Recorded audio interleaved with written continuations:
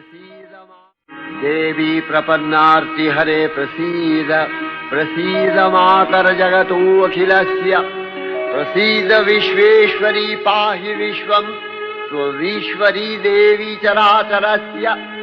आधारभूता जगतस्त्वमेका महीस्वरूपेण यतः स्थितासि अपां स्वरूपस्थितया तवैतदप्यायते कृष्णम् अलङ्घ्य वीर्ये त्वं वैष्णवी शक्तिरनन्तवीर्या विश्वस्य बीजं परमासि माया सम्मोहितं देवि समस्तमेतत् त्वं वै प्रसन्ना भुवि मुक्तिहेतुः विद्याः समस्तास्तव देवि भेदाः स्त्रियः समस्ताः सकला जगत्सु तवैकया पूरितमम्बयैतत् का ते स्तुतिः सद्य परापरोक्तिः सर्वभूता यदा देवी स्वर्गमुक्तिप्रदायिनी त्वं स्तुता स्तुतये का वा भवन्तु परमोक्तयः सर्वस्य बुद्धिरूपेण जनस्य हृदि संस्थिते स्वर्गापवर्गदे देवी नारायणी नमस्तुते कलाकष्टादिरूपेण परिणामप्रदायिनी विश्वस्योपरतौ शक्ते नारायणी नमस्तुते सर्वमङ्गलमङ्गल्ये शिवे सर्वार्थसाधिके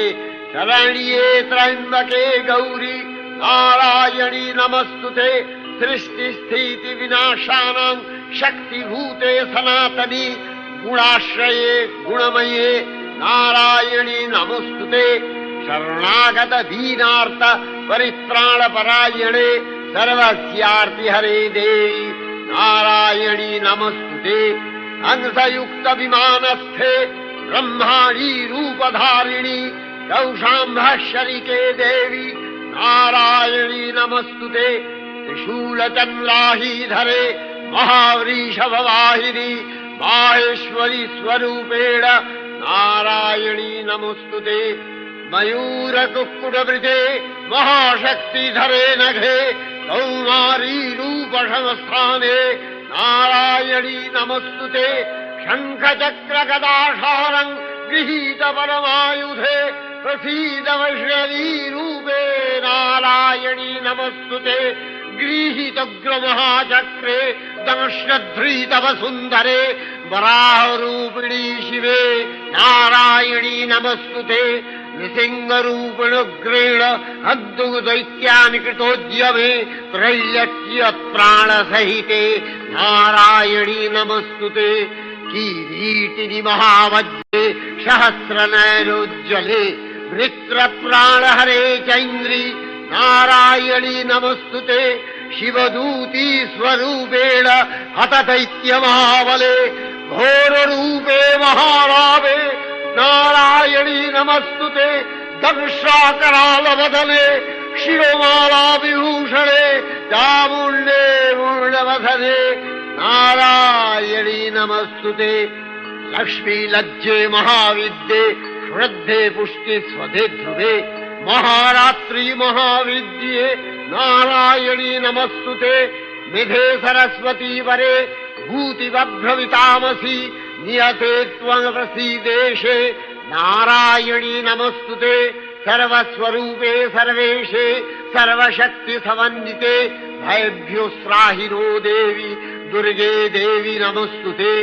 एतत्ते वदनं सौम्यं लोचनत्रयभूषितं पातु नः सर्वभूतेभ्यो कात्यायनी नमस्तुते ज्वालाकरालमत्युग्रं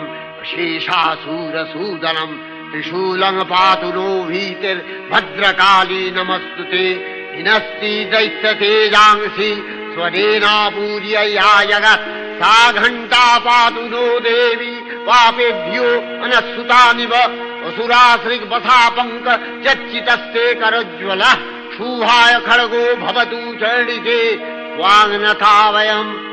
भोगानशेषान् अपहंसि तुष्टा रुष्टा तु कामान् सकलानभीष्टान् त्वामश्रितानाम् न विपन्नराणाम् त्वामश्रिताध्याश्रयथाङ्प्रयान्ति एतत्कृतम् यत् कदनं तयाज्य धर्मदिशा देवी महासुराणाम् रूपैरनेकैर्बहुधात्ममूर्ति कृताम्बिके तत्प्रकरति कान्या विद्यासु शास्त्रेषु विवेकोद्दीप स्वाद्येषु वाक्येषु च कात्वदन्या ममत्तगत्ते अतिमहान्धकारे बिभ्रामयत्येतदतीव विश्वम् रक्ष्यांसि यत्रोग्रवीशाश्च नागा यत्रारयो दस्युबलानि यत्र धावानलो यत्र तराब्धि मध्ये तत्र स्थिता त्वं परिपासि विश्वम् विश्वेश्वरी त्वं परिपासि विश्वम् विश्वात्मिका धारसीति विश्वम् विश्वेशवन्या भवति भवन्ति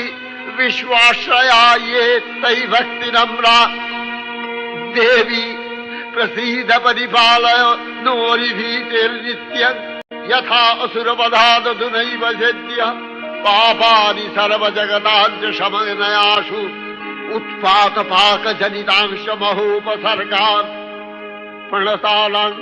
प्रसीद त्वं देवी विश्वार्तिहारिणि त्रैलोक्यवासिना विद्ये लोकानां वरदा भव।